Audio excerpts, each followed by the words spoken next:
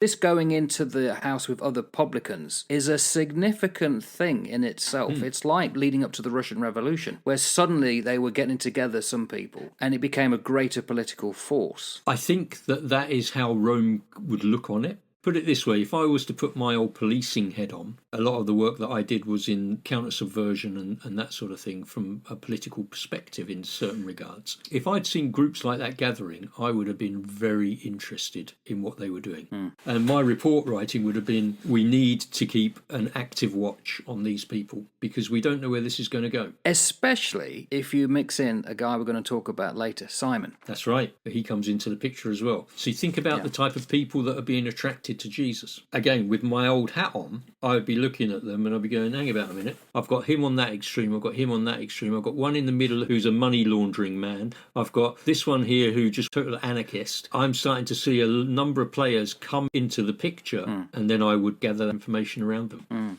So what he's doing is fascinating when I look at it from that perspective, not just from a pastoral perspective, but from an enforcement and an intelligence and a regulatory and legal perspective. He's doing some really strange stuff. And he is potentially putting a spotlight, not so much on him personally, but on his movements. Where is he? Where's this man and his group? Where are they moving? Who are they connecting with? Which is really clever because he's scripting his story by the way that he recruits people. Afterwards, when they're going back out into the public, this guy would have been well known. Yeah, I think he's done really, really well, Matthew, to come out of that booth. And there's only 3 tax collectors who are specifically mentioned in the Synoptic Gospels. All 3 of those tax collectors found forgiveness. You've got Zacchaeus, the chief tax collector that we've touched on. You've got Matthew, that we're talking about here. And you've got the publican who's referred to in Luke 18. When you read Matthew's Gospel as well, from chapter 9 onwards, there's this huge theme of forgiveness. And it's chapter 9 that Matthew's recruited. And so he is framing his story in a way that shows that forgiveness can run through everything once you have stepped into a relationship with Jesus Christ. Irrespective of temple worship and offerings and all the rest of it, that's where the forgiveness starts.